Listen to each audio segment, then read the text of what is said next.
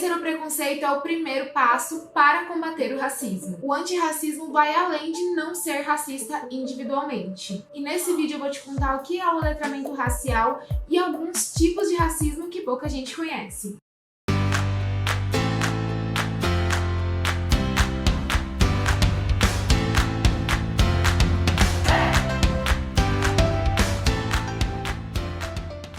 Bom, primeiro eu vou começar fazendo aqui a minha autodescrição. Meu nome é Sheila, eu sou uma menina negra, estou usando cabelos na cor ruiva clara e escura, eles estão em formato de dread, né?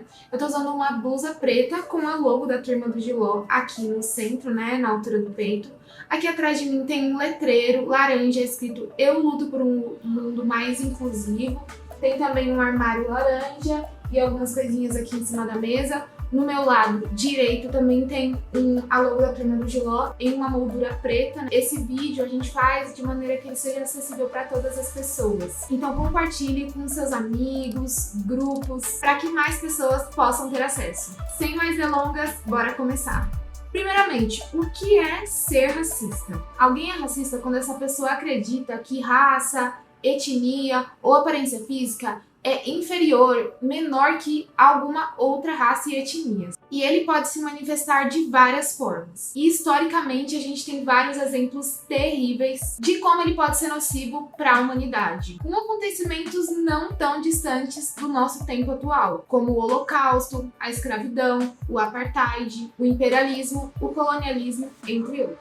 O racismo ele é muito associado ao preconceito só contra pessoas pretas, mas a real é que ele pode acontecer com qualquer raça ou etnia, como asiáticos e indígenas, entre outros. É bom lembrar, gente, no Brasil, o racismo ele é considerado crime com pena de até 3 anos. Então, se você presenciar ou sofreu racismo, não deixa de denunciar para a gente acabar com esse grande mal que atinge a humanidade até nos dias de hoje. Primeiro a gente vai começar a falar de letramento racial, que é um conjunto de táticas e ensinamentos que visam identificar e responder ao racismo e a outras questões raciais presentes na sociedade. O seu objetivo, além da educação básica dessas questões, é estabelecer ideais antirracistas em locais onde atos discriminatórios são banalizados. O letramento racial é um mergulho mais profundo no racismo estrutural e institucionalizado, que nos permite entender a existência de hierarquias raciais, que são culturalmente aceitas, como o racismo que permeia várias áreas da vida e se reproduz muito nas atitudes cotidianas. Bora entender as faces do racismo? Confira agora os 8 principais tipos de racismo. Gente, eu vou tentar falar de cada um deles, dando alguns exemplos que é para vocês linkarem, né, terem uma referência,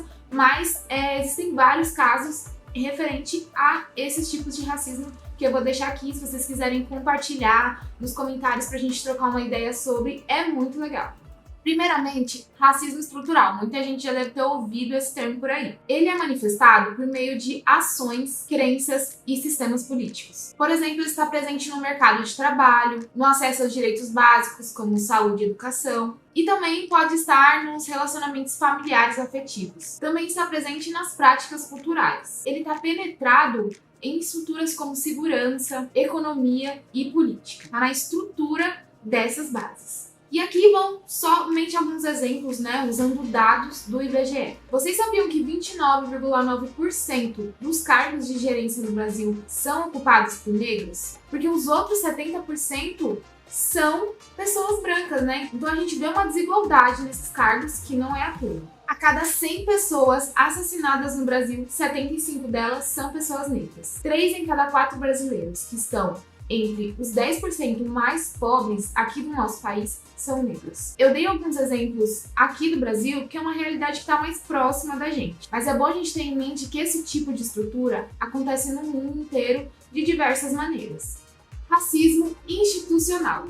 Ele é praticado geralmente por instituições e tem comprovação em números e estatísticas. Geralmente acontece em lugares onde os negros são vistos como marginalizados. Por exemplo, no trabalho ou no ambiente educativo, gente. Infelizmente isso acontece. No meio político, a gente pode ver esse tipo de racismo quando, por exemplo, a gente vai checar a porcentagem de deputados, vereadores, e a gente vê a quantidade de negros que foram eleitos e a quantidade de não negros. Então, aí a gente pode ver um reflexo do racismo institucional. Racismo cultural.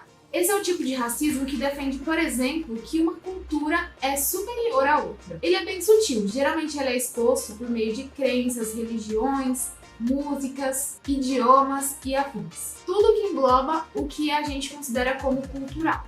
Racismo científico ou biológico. Tem essas duas formas de falar esse tipo de racismo. Esse tipo de racismo é uma crença pseudocientífica de que existem evidências empíricas que apoiam ou justificam o racismo, seja de forma que imponha a inferioridade ou superioridade racial. Tem um exemplo muito recente que aconteceu aqui no Brasil. Eu vou deixar a manchete aqui para vocês darem uma olhada lá na notícia, mas foi o caso de uma médica ginecologista aqui em São Paulo que fez o atendimento para uma mulher negra e ela achou normal dizer o seguinte argumento, né, para explicar a diferença entre mulheres brancas e negras. Ela quis dizer que o odor vaginal das mulheres negras é muito maior do que o odor vaginal das mulheres brancas, né? Isso sem base nenhuma. Ela tirou da cabeça dela, disse isso para uma mulher negra e sem fazer ideia do dano, né, que isso pode causar numa pessoa, sem fazer ideia de que isso é racismo biológico. Muita gente que comete esse tipo de crime realmente não sabe, porque culturalmente ela já está acostumada, né, com esses argumentos e tudo mais, mas isso é racismo científico. E eu recomendo muito vocês a pesquisarem, porque o racismo científico ele foi muito mais normalizado há muito tempo atrás, né?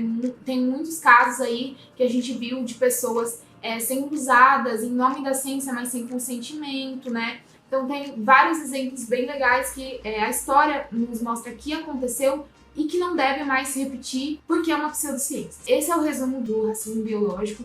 Ele é bem interessante porque ele pode acontecer de várias maneiras. Se alguém estiver falando que você tem uma diferença biológica se baseando na cor, é hora de ficar atento, né? Porque isso daí é racismo biológico. Racismo comunitarista. Gente, eu confesso que nem eu sabia que existia esse tipo de racismo. Então, o racismo comunitarista, ele é uma teoria, né, que as pessoas acreditam que a raça ela não é biológica, e sim vinda de uma etnia ou cultura. O que, na verdade, não faz muito sentido se a gente for parar pra pensar. Mas esse é o racismo comunitarista. Eu também sugiro que vocês dêem uma pesquisada, porque tem vários casos que possam demonstrar isso. O racismo ecológico e ambiental. Na minha opinião, esse é um tipo de racismo que ele não é velado, ele acontece no Brasil inteiro. Eu já presenciei várias vezes em que isso aconteceu. Eu vou explicar de uma maneira que fique mais fácil.